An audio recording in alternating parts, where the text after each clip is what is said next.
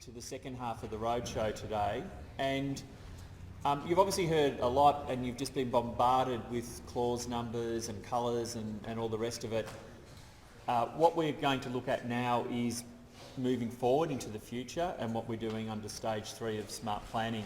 So, as I said earlier, we originally received $25 million for 2 years for the smart planning program, which took us through to June this year. But we sort of recognised halfway through that there was really an opportunity to continue those reforms, and there was a lot of unfinished business that we could engage on, which would be really worthwhile if we had more time and funding to do it. So we put a business case together for stage 3. We received approval for that earlier this year. Now, we did receive a substantial amount of funding, so $15 million over 3 years, which was terrific. It wasn't as much as we asked for, it never is. However, we did have quite an ambitious agenda for what we wanted to do. As we did receive less than what we planned for, we then had to go through a prioritisation process of looking at what we could do with that $15 million. And what we decided was that the focus should really be on local government, and in 2 ways, both furthering reforms that we didn't get to because of time or budget constraints in the first 2 years, but also more importantly, taking what we'd already introduced and making sure that we could support local government in implementing that at a local level into planning schemes across the state. So as you'll see as we go through it, that's very much our focus moving forward. Now, I'm going to hand over now to Rodney Wee, who's been heavily involved in the amendment tracking system, the ATS project to date, and in the extension of that into local government moving forward. So Rodney will take you through the exciting new development with ATS, which is the authoring system, which went live last week. Thanks, Rick. Hello, my name's Rodney Wee. I'm a planner with DELWP. I normally work in the planning systems area, but for the last 2 years I've been helping out with the smart planning program, generally around the program ATS, so the amendment tracking system. That system exists in an older form already, but we've kept the name, so we didn't want to call it NATS, new ATS, or RATS, revised ATS, or anything like that. So the tracking component of ATS went live in June, and in meantimes we've been working on a drafting component, the authoring component of ATS. So you will actually find the screens are actually in your amendment tracking system already under the details part next to your amendment, but you're unable to download or view planning scheme provisions because they haven't been entered into yet. So by go live, we mean that on the 3rd of September we had the system go live, and we also have migrated all the Word documents that make up the VPP, the Victoria Planning Provisions, and put them into ATS authoring. So one of the key things that ATS authoring does is it keeps what we call the master version of the planning schemes and the VPP inside this system, and it's like a database. It breaks down, instead of Word having, generally we keep the Word documents as sub-clauses, such as clause 3208, which is the general residential zone, and it goes over something like 12 pages. ATS breaks it down even more, down to what we call the sub-clause section level, such as 3208-1, things like that. And the benefit of that is having these smaller pieces of content. It makes it a lot smarter. It makes version control a lot easier as well, and we'll be able to run reports to see which amendments are affecting very specific parts of the planning schemes. So we managed to migrate, clean and convert all those VPP Word documents into ATS. It's there now in our system. It's only available to the department at the moment. You'll find there'll be a VC planning scheme amendment coming up very soon, and what that will do will mean that we can publish the VPP provisions that have come out of ATS online. So you'll see new PDFs. Currently, all the planning scheme provisions of the VPP are broken up in their zones and overlays, etc., and put up in little chunks online, which is what you're used to. And your planning scheme, for example, Moreland Planning Scheme, when it references clause 3208, the general residential zone, you're actually looking at the one file, whether you're in Moreland or Darebin, etc. It's the one VPP file. So very soon you're going to find the new PDFs. To tell you the truth, you're probably going to find it hard to notice the difference. In this case, for the PDFs, they look very much like the existing ones, but you can be assured that behind the scenes, there's a whole new system that sits behind it. So those of you who have already had a bit of a look at the tracking component of ATS, this screen, at least the colours and the graphics will look very similar.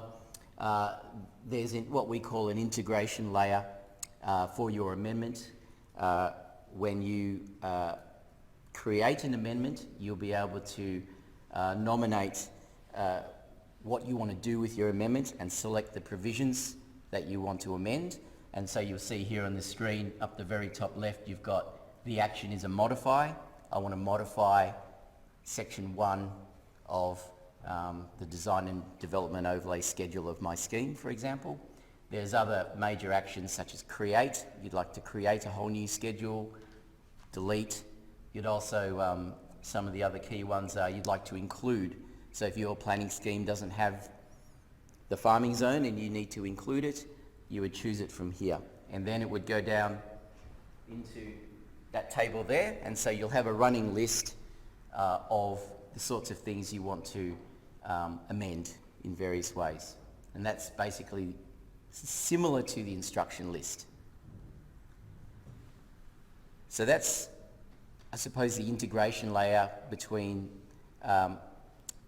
ATS and the authoring component, which is actually a different software called Objective Keystone. And this is a very simplified authoring process, which we think is much better and limits the various issues with version control that Word would introduce. Word, of course, lets you draft things in Comic Sans Serif or whatever, and requires you to then look at the ministerial direction to see what word styles to use or what headers to use for different headings of clauses, etc. A lot of that, the recipe of the ministerial direction styles will be built in to this software. So the basics are, you'll see that you can draft the provisions in here, and on the right hand side is a very simplified sets of tools to amend your document. It's not WYSIWYG. Pardon me, I'm not an IT person. So what you see is what you get. So what you'll need to do is, this is like a drafting view of it. You'll be able to view it by clicking a button and seeing what it looks like in PDF form. So once you're happy with the amendment or with the provisions, you can see what it looks like, and in the PDF form it'll spit out your provisions, not just the tiny piece that you're amending, it'll actually show you it in context of its subclause. So you'll see here, these are 2 bits of content that we've produced out of ATS, and this is the PDF. And this is obviously the general residential zone and one of the policies. So you might have amended something in here, but when you produce it, it'll produce the subclause. And that's useful obviously for exhibition, etc. Oh, and also for exhibition, there's also the ability to show, similar to track changes, so you can show what's been removed and what's been added, what's been deleted. So, you know, the main reasons why we're doing this is, at the moment, the department, we keep the master copy of the VPP in a folder, just like you would in council, and they're just all different Word documents with different dates. Version control at times is an issue, and I know from my time as a planner in council, you're asked to, we need a new schedule, etc. You need to be very careful of the version of the schedule that you're amending. Check with the ministerial direction to see if nothing's changed, etc. So in this respect, using this system, the schedules will be built into the system. So if you're going to create a new schedule to a design and development overlay, you actually just click it and it'll produce it for you. Then you can add your content. So in that way, it'll be aligned with the ministerial direction. Basically, it takes care of a lot of the administrative work and lets the planners do the planning work of actually writing the provisions. Also, of course, with policies, etc., they have images. It lets you cut and paste images into there. So it's actually quite interesting when we were cleaning some of the VPP. You would have an image sitting inside a Word document, and we would uncover underneath all these other images that nobody else could see because we're looking at the Word document, not the PDF. So obviously over the years, some of these Word documents have been worked on many, many times. So the cleaning process that we've done is taking care of lots of that. And some of the images, they might be this big on an A4, but they're 10 megabytes. So it helped blow out the size in terms of memory of a lot of those provisions.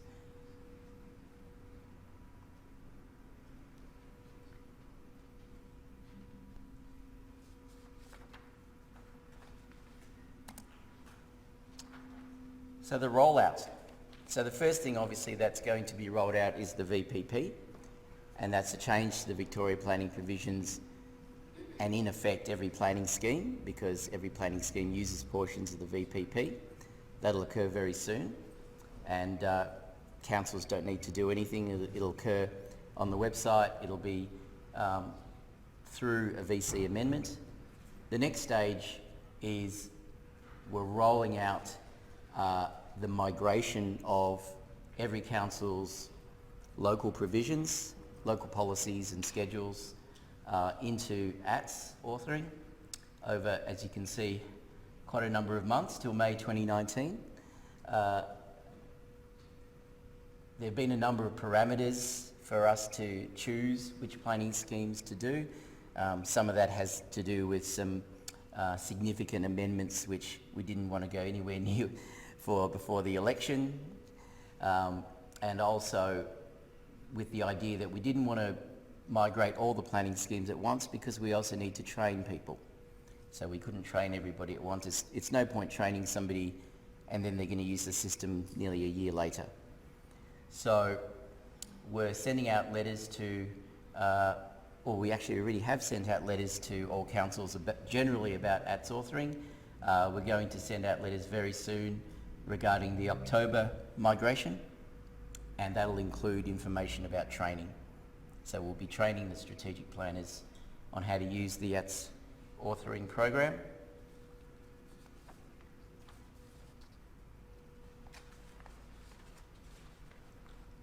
And hopefully by May next year it'll all be in and everybody will be drafting their amendments in ATS. So then the next question that I get asked a lot is, well, what happens to my live amendments now? Certainly, amendments that if you're not in the October group, keep doing what you're doing. You'll be drafting in Word. Once the amendment gets gazetted and approved, it goes into our master copy of the Word documents and will later be translated into ATS. So there's a rough timeline for each of the migrations. A letter will go out to councils. There'll be a 4-week period before go live, and there'll be about a 4-week freeze on gazettal of amendments in that period, because we want to make sure that the information we work on doesn't change during that period. So it's a freeze on gazettal. It doesn't mean that other things can't happen. You can still work on authorising amendments, exhibiting amendments, etc. It's just a freeze on the actual gazettal. So your councils will each find out more about that as we roll through the migrations.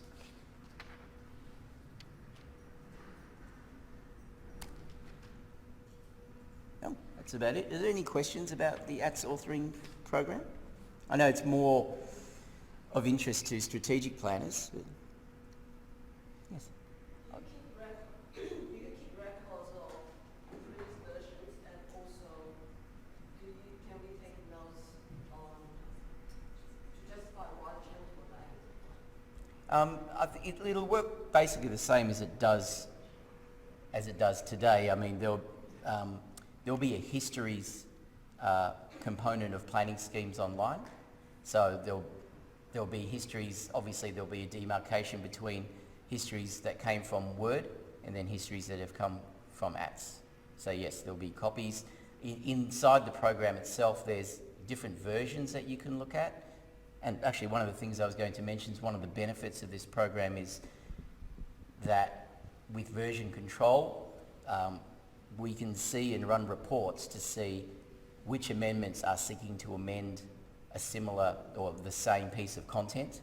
So previously what's happened in the past is that an amendment is gazetted, yet the week before provisions might have been taken out, or it might put some information back over something that was already proposed to be removed. So that's going to be a huge difference. Also, when working against the master version of the planning schemes with your amendment, you can hit refresh, a refresh button, and it'll show you, it'll take that information from the master back to your draft provisions. So you'll know, sometimes amendments takes some time, and it might be that 2 years later, you're working on a draft amendment where actually an earlier amendment's actually deleted that content anyway. And that's happened in the past as well. Does that answer your question? Or? And also my second question was, somehow we need to put some comment on why the clauses were changed. So in this Act system, would that be? Yes, yeah. So there's an opportunity to have comments against the draft provisions. And the other nice thing too is this is an internet-based program, so you don't need to be on your local network. You can work on this from your laptop anywhere you've got Wi-Fi connection. Any other questions? Planning authorities are expected to validate the planning scheme that gets entered in. Yes. How long do we get to do that? So it's really just, we are validating it. We've got a software that does it, and also human eyes that will do it. So it's more knowing that, it's your planning scheme. We wanted to give councils the opportunity to validate it. In terms of work, we're not asking people to read it word for word. It's more scrolling through to make sure, for example, the tables look right, the clause numbering looks right.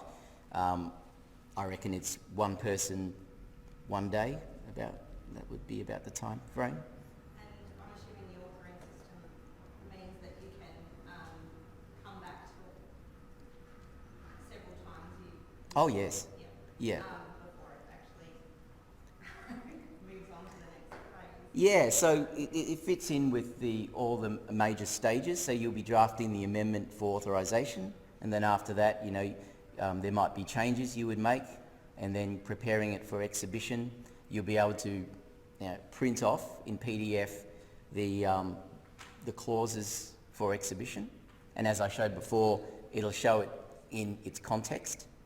And then, so for the whole life of the amendment, you can keep going back in, and up till, of course, when it goes to the department for approval. And obviously you're saying that we can print it in PDF, so therefore we can save that for our own files. If you wish, yeah.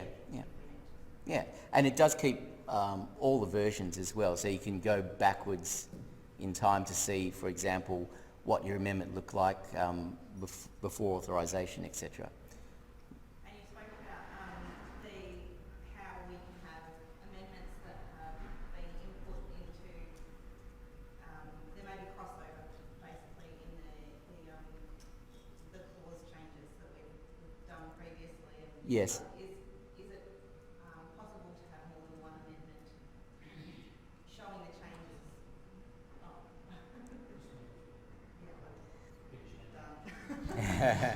I suppose that'll appear in the instruction list of what the changes are itself inside the ATS tracking system. Is that what you mean? I'm saying, so, we've had multiple amendments. We've They had really want you to multiple use that. amendments, potentially change the same clause. Oh, yes. And so reflecting on what was within those changes, is it only one amendment that you can look back on, or is it multiple, any changes that have been made? It'll certainly tell you that there is another live amendment that is affecting your amendment, the one you're looking at, yeah. But it won't, you'd need to look at them both, and print them out, yeah. So it will tell you which amendments are Yes. making changes? Yes, that's right, Okay. yes.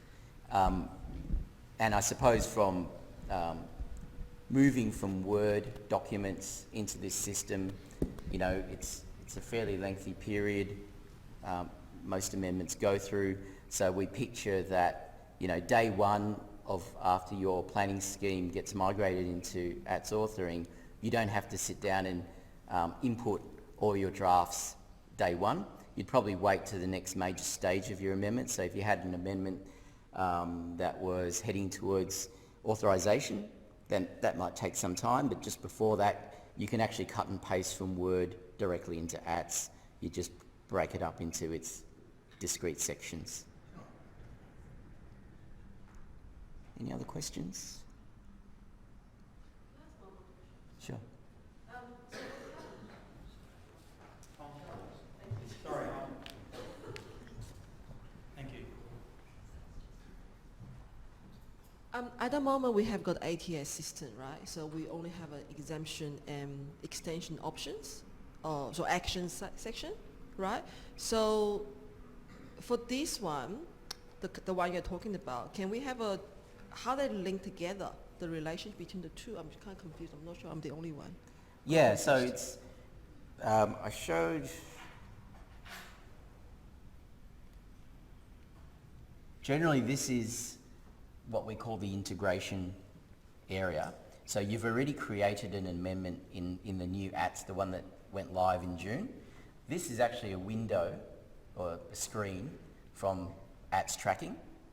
So if you, I don't know how many of you have been using ATS tracking, but if you go to the amendment on the right-hand side, there's a button called Details. Mm-hmm. If you click on that, you'll find there's actually a new button which opens this up. Now at the moment, because no planning schemes have been migrated, you won't be able to see any content there. But in the future, once you get migrated, the content will be there, and you'll be able to basically make a shopping list of what you want your amendment to contain. So what it will do, once you make this list, and you say, I want to modify, I want to remove, I want to add new clauses, it takes a copy from the master version of your planning scheme and puts it into your amendment, and that's where you get to go and draft in here. So as I said, this is a different program, but it's linked. Two, basically. So phase one is the one alive now. Yep. Phase two is you introduce the authorizing rollout. Yeah, it's a this is a snapshot on the day of when, just as you would copy a Word document from our website, it's a snapshot and it could be amended tomorrow. So the good thing about this is that you can hit a refresh button a month later just to make sure that you're still in line with the master copy of your planning scheme. Okay. So I take, following on the lady's question, so when Amendment A is in progress and when Amendment B is in progress, Amendment A, which is the previous amendment, already being adopted, being approved, incorporated into the planning scheme, so the relevant sections that have been picked up for the current Amendment B will be updated automatically to pick out those. Correct. So as soon as your master document is amended by Amendment A, if you're working on Amendment B, and for example, if you have a provision that's been deleted, it'll tell you. Okay. Yeah. Thank you. Thanks. Any more questions? All right, I think it's back to Rick. Yeah.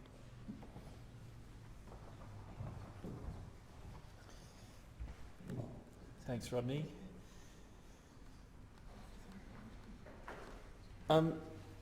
Earlier, Jenny talked about the planning policy framework and the municipal planning strategy, and what I'm going to talk about now is the process, the approach for translating local planning schemes into the new PPF and the MPS. Now, this has been the hot topic that we've had since VC 148 was gazetted. We've been getting numerous queries from councils each week in relation to this. So there's a couple of key points I'd like to make before I start going through it in a bit more detail.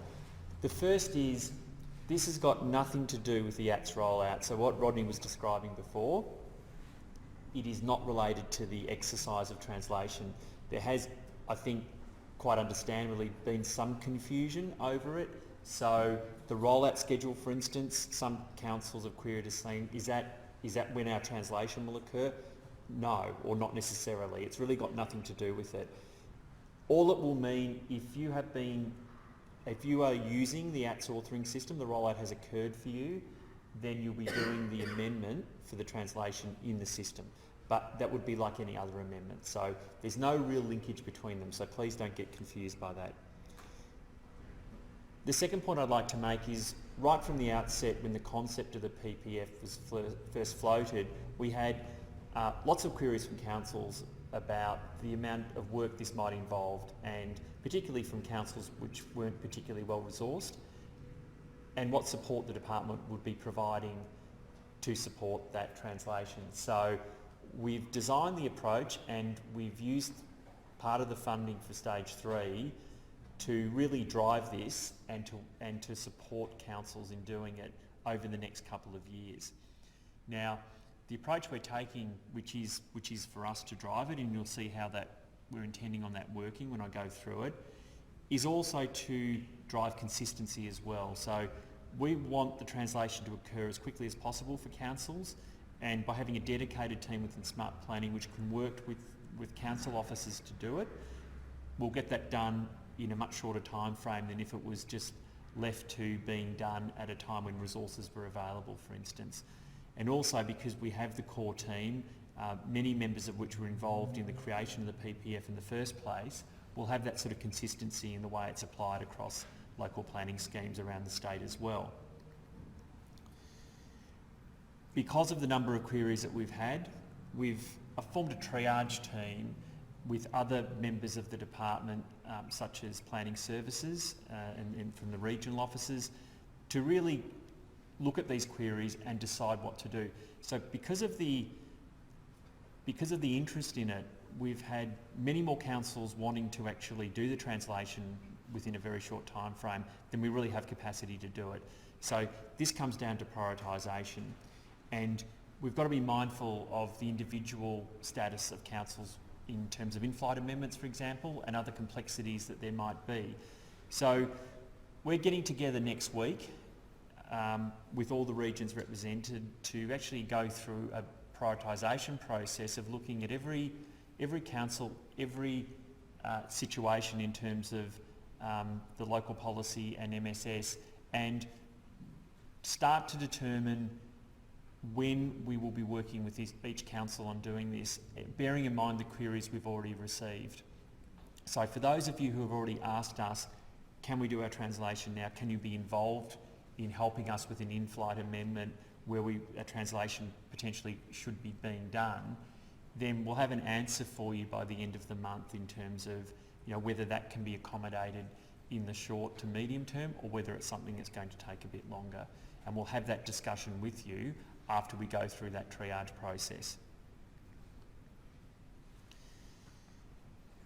So we have a concept of a Group One. The Group One being effectively being the councils we're going to be initiating this process with over the next few months, taking us into next year in terms of the completion of the amendment process in Gazettal. Now, one of the reasons we're doing this as a sort of Group One is to test out the approach that we're intending on taking to do the translation and seeing how that's working, and across a number of different scenarios as well.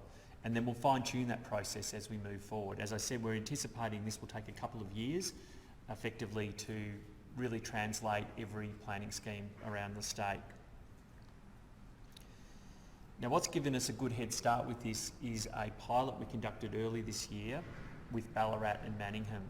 And one of the key drivers of this pilot, which was like a proof of concept, was really to test out the planning policy framework which we drafted and to see whether the concept actually held up, and also what would be involved with doing the translation and whether that was going to be an overly complex or time-consuming exercise. So from our point of view and from the point of view of Manningham and Ballarat, that was a successful pilot. It proved the concept. We did have to make some changes to the PPF as a result, and again that was part of the process, was a bit of a learning experience for us. And so what was actually gazetted in the end in VC 148 was a little different to what we went out originally with Manningham and Ballarat to do that pilot. The outcomes of the pilot we presented in the live stream earlier this year, and that was recorded and is available through the net. So I've put the link in there for the YouTube address, but if you just Google VC148 or PPF pilot, it will come up with the link and you can play that. It's about an hour and 15 minutes, and it includes representatives from Manningham and Ballarat talking about their experience. So I think it's very useful in terms of giving you a bit of an insight into what the translation process might look like for you. So the team we've pulled together is a blended team, and that really reflects the way we approached the rules and policy stream of smart planning over the first 2 years in using core planners from DELWP such as Jenny, also planning consultants such as Jason from Tranche, who could really provide another area of expertise and capacity. And what we'll be doing as part of this translation exercise in stage 3 is also involving the regional planners from the department that you're used to dealing with, and really that's to help us with the knowledge of the local schemes and the situations of councils in that region. Also the relationship that they have, and the extra capacity will help us to be able to get through this as soon as we can. Now, very importantly, as well as providing significant support to you through this team and resourcing, is we'll be working with you collaboratively on it. So this is very much a partnership. It's not us doing this unilaterally and then telling you the translation's complete. And I'll step through the process that we're intending on following as part of Group One. So some of the key principles are, as part of this, will be GC or C amendments, and to the extent that we can, we'll be doing this regionally based because that will be a more sort of efficient way of doing it. But it's also bearing in mind the situation with individual councils and where they're at, particularly with in-flight amendments. So the scope really, ideally, and we understand it won't be the same in all cases, will be PPF translation only. So we're not really using this as an opportunity to change or review local policy. We want this to be policy neutral to the extent that it can be, but again recognising that there'll be cases where that won't necessarily be the case. We'll be consulting with you, but also we're proposing that the elected councillors are involved in the process through briefings and being kept in the loop, and ultimately to endorsement of the amendments to do the translation.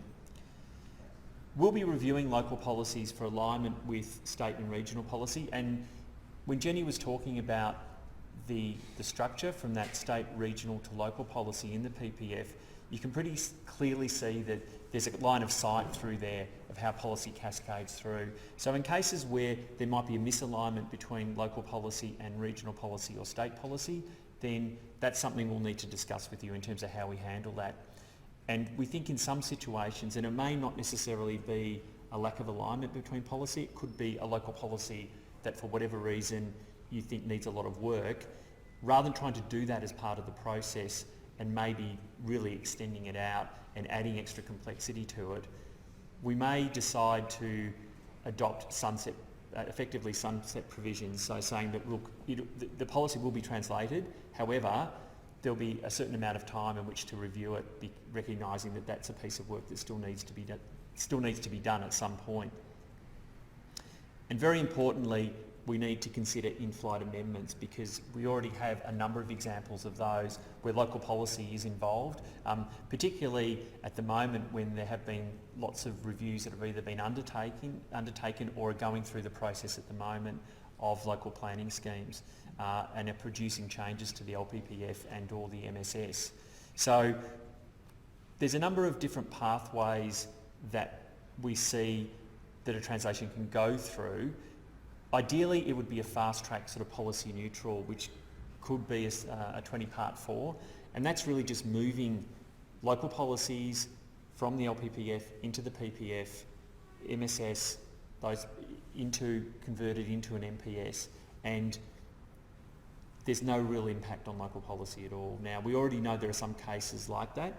There are some councils that we've already had discussions with where we can see that being quite a quick policy neutral translation. However, one of the areas of complexity we're finding at the moment is with the in-flight amendments where there is a change to local policy. And really there's two broad options that we could adopt there. The first is for us to get involved with the amendment process and support you in the PPF translation part of that process. So the amendment, which is really there for other purposes, would continue to be managed by council and taken through the normal process and exhibition and panels or whatever through to authorisation, but we would help you with the translation part of it. So all of that is done in one hit essentially.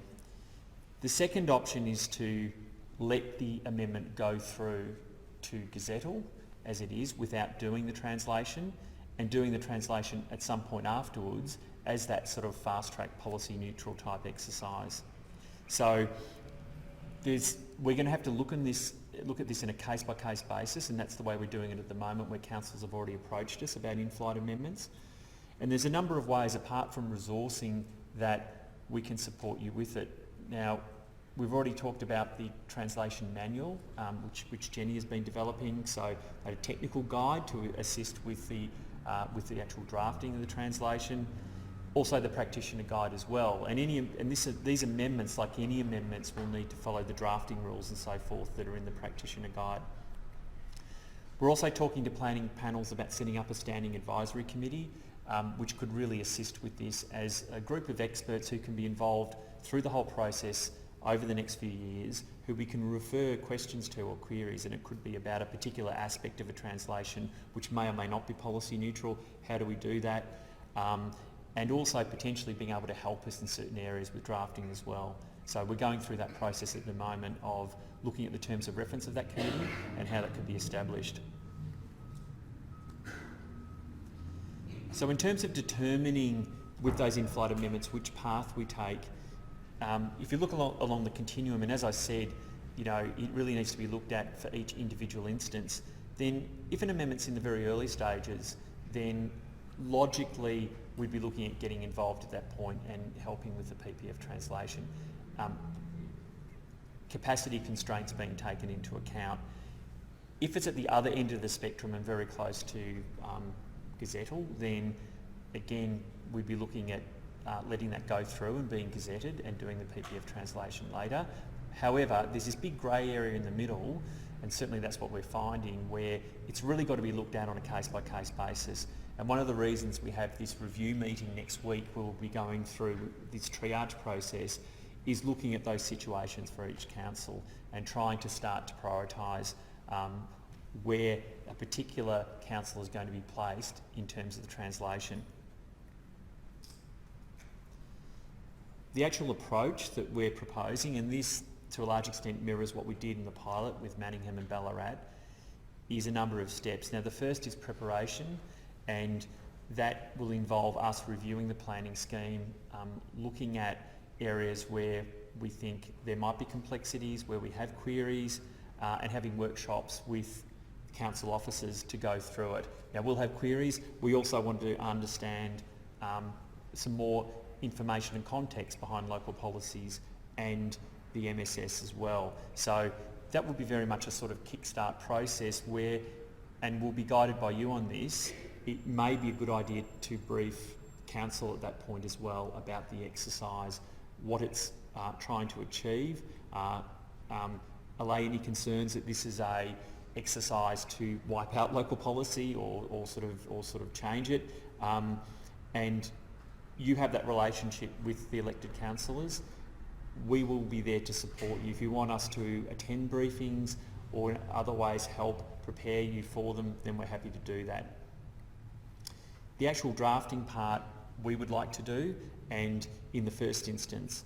And the main reason for that is that we have that expertise and that experience within the team where we can do that pretty quickly through our involvement in creating the PPF in the first place, and also the pilot conducted earlier this year. And as we go on, obviously the team will have done more and more of these, so we really would have had quite a broad spectrum of experience over the sort of situations that we'd face with the translation. Now, if you've already done the translation yourselves, if you've already had a crack at it, then we'll review what you've done and we'll go through that with you and provide feedback on it. But that review part of it is very key, because even if we do the first draft, then we'll sit down with you and in a series of workshops and really take you through it, explain what we've done, the context to why we've done certain things in terms of moving local policy to a new home in the PPF, for example, and get your feedback on it. Now, we see this as an iterative process. You might have some concerns, you might have some queries about it. We'll discuss those, we'll refine it until we get to a point where everyone's happy with the amendment and the translation that's occurred. Like any amendment, endorsement from the local council is important, so we would see that as an important step before it goes through to Gazettal. And again, we're there to support you in that, in terms of that briefing and providing any information, anything else you need to help get ready for that particular briefing.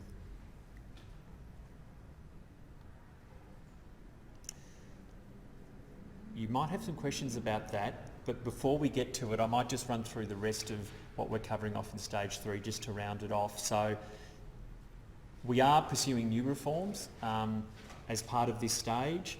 Land use terms is one area that we did tackle to some extent earlier this year with VC 142, where we did introduce some changes to land use terms, but there were some quite small obvious ones.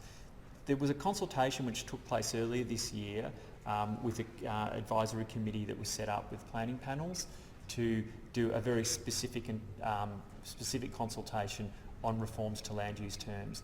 And they produced a report for us with a number of recommendations and findings.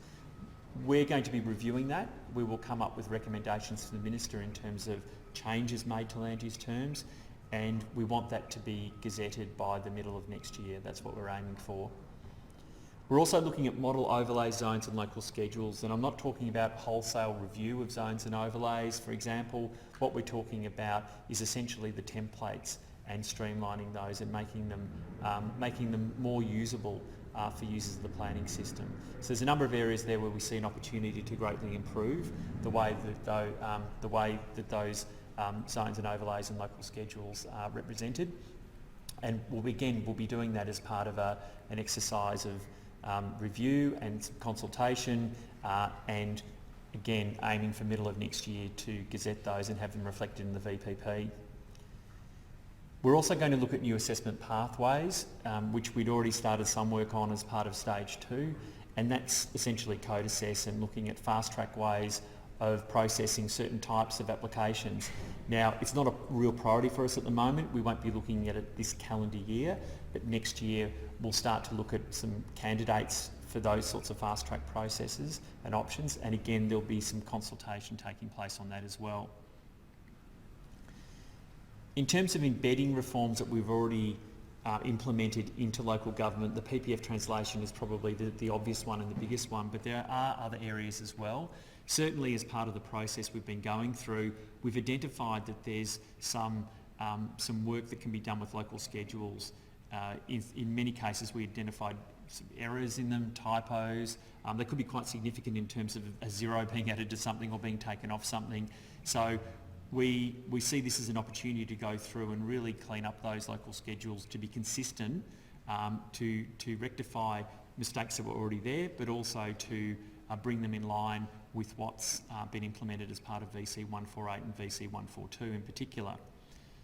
And another sort of I suppose, fairly significant example of work that can be done is to take the what Jason was talking about earlier with the new specific controls overlay and mapping that from the 5203 stipulations, which really should be reflected into that overlay. So we will be setting aside time and resources to work with local councils on doing that where it's been used in local planning schemes. And lastly, in terms of what we're undertaking within the sort of next sort of 12-month horizon with stage 3 is the concept of the planning dashboard. So at the moment, we're developing a new performance monitoring framework that will identify the outcomes of the planning system that should be measured and working out how they will be measured. What indicators should be used to monitor the health of those particular outcomes in the planning scheme in general. Where's the data going to come from for those indicators, and who's going to source it and how often? Now, that framework will provide the basis for real-time data to be displayed through what we're calling the planning dashboard, which would be publicly available. And for those of you who are familiar with PPAS and the sort of data that's produced from that, it would be, much more extensive than that, both in terms of the breadth of it and also in terms of the data that's actually available and how up to date and real time that data is. One of the reasons we're doing this is to avoid doing something like smart planning every sort of 20 or 30 years as a major reform exercise. We want reform to be much more organic and incremental. So if there's a really effective way of measuring the planning system, the health of the planning system, we can then, where we see things are starting to go in the wrong direction or going a bit off track, actually apply that information to a feedback loop which can tweak things. That could be policy changes, it could be process changes, it could be changes to provision. So we want that to be implemented so that we can have reform as an ongoing exercise. Now, we will be developing a design for that planning dashboard once we have the framework developed by the end of this year, and want to prototype that by the middle of next year. Now, if that's successful, then we'd be fully implementing it in the next financial year.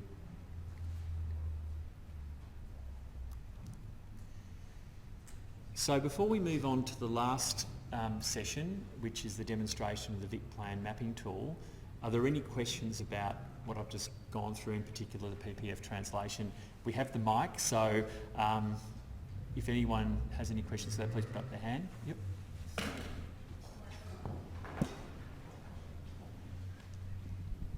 Hi, I was just wondering what your advice would be for local government in terms of who are currently reviewing their planning schemes. Should we be trying to translate or sort of avoid that and just make changes to the current MSS, which now sits in the scheme under clause between So if you're doing the review now and you're looking at changing, then I think you definitely need to have in the back of your mind the new PPF and the MPS. Ideally, in a perfect world, we'd be working with you on doing the PPF translation at the same time with the amendment, but it will come down to, I think in the end, capacity is one of the constraints that we have, even though we have got a big team, we've mobilised a team, we've already started talking to some councils about starting work on it, but we're not going to be able to do, we're not going to work with every council that's approached us within the sort of short term. So what I'd encourage you to do, if you haven't done it already, is talk to your representative from the regional office, the person you normally deal with, and let them know the situation. I think we've got a pretty good handle on what's happening across a lot of councils already from information that we've received. And because we're going through that prioritisation exercise next week, it's actually on Wednesday, any information you can get to us before then will be useful in terms of us being able to determine that. Which council are you from, sorry? Whittlesea. Whittlesea, yeah. Yes. So you've already approached us, yeah. So we're aware of your situation, and we'll be looking at that next Wednesday when we go through that prioritisation exercise. Okay, thank you. Yep.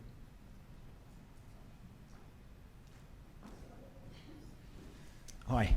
You spoke a little bit about code assess. I was just wondering if you're planning on reviewing Clause 55 as part of any of that, or if it's going to be a separate sort of structure for code assess, or if there's been any work at all at this point.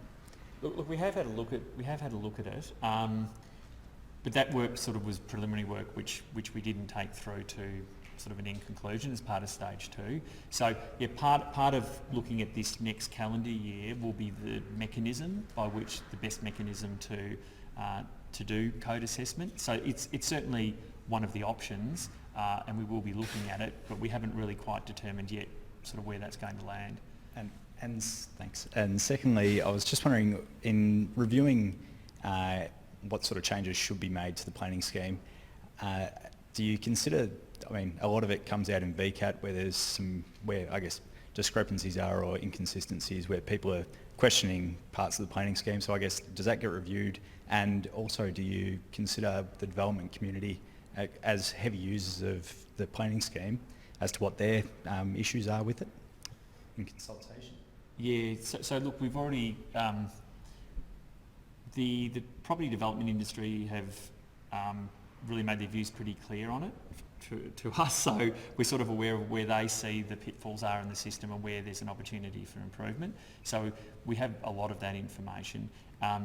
When we look at this next year, we'll be consulting on it, so, you know, but that's obviously not just with the property development industry, it will be with all stakeholders. So, and yeah, we'll be going through that process. So we need to define where the, you know, where we can get maximum benefit from this sort of process. Obviously, housing's one that comes up quite often in terms of, you know, anything that will help with housing will be of benefit. And look, there are a number of options we started looking at as part of stage 2, but we sort of didn't get to the point of actually implementing anything. So that's really part of stage 3 next year.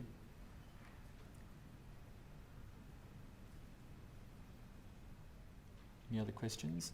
If you do think of anything, sorry, yes, I was going to say, if you do think of anything else, there's an opportunity right at the end as well. But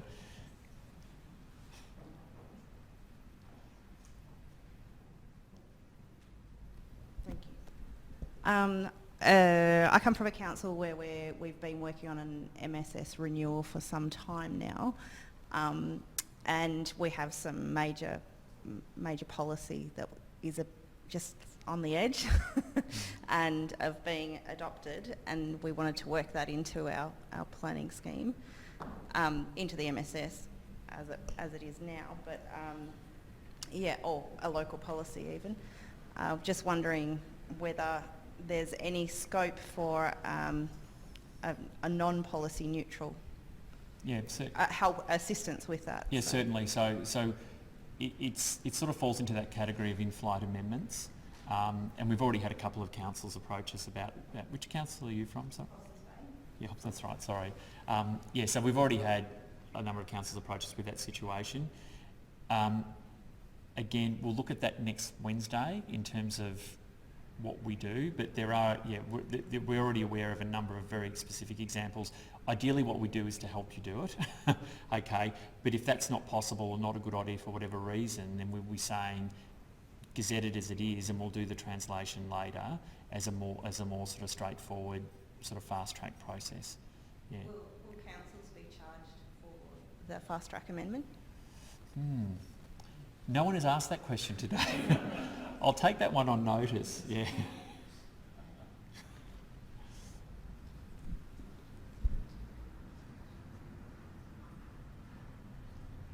Any other questions?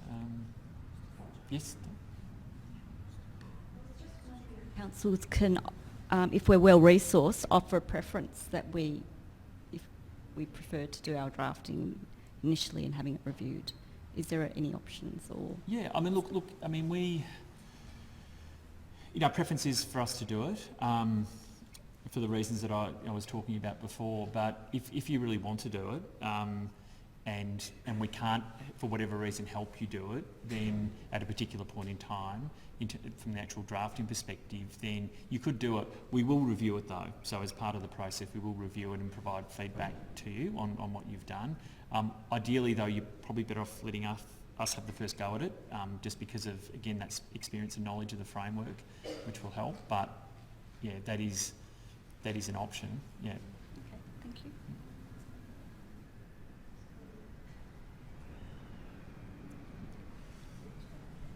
Over here. Yeah.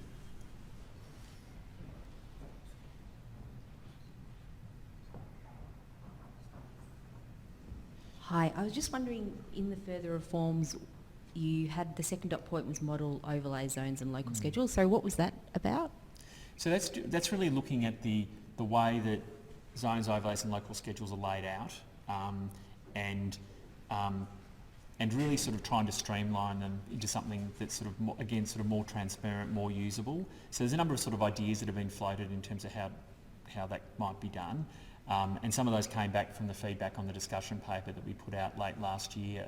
So it's not about changing the rules, if you like, changing the content of them as such in a material sort of way. It's more about just streamlining them and the way that they can be used.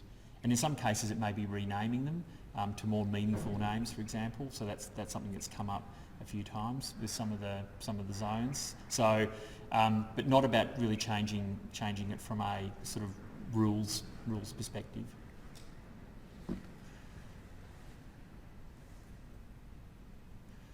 Right, well, I'll hand over now to Justin, and then, as I said, if there are any other questions at the end, then we can certainly answer.